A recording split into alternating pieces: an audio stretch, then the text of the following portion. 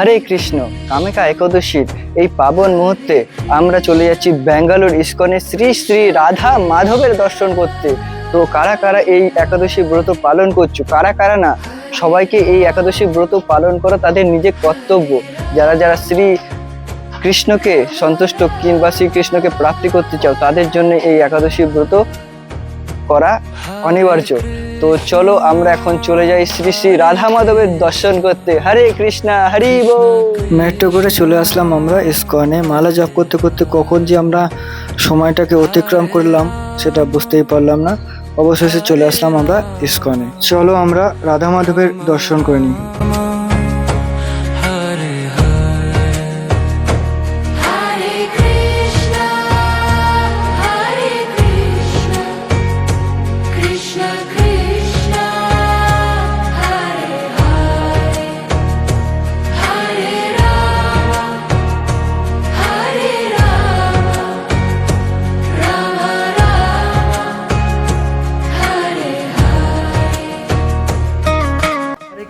পাবন এই একাদশীর মুহূর্তে প্রসাদ গ্রহণ করার ইস্কনে কীর্তন করে আজকে আমার মন অতি প্রসন্ন হয়ে গেছে।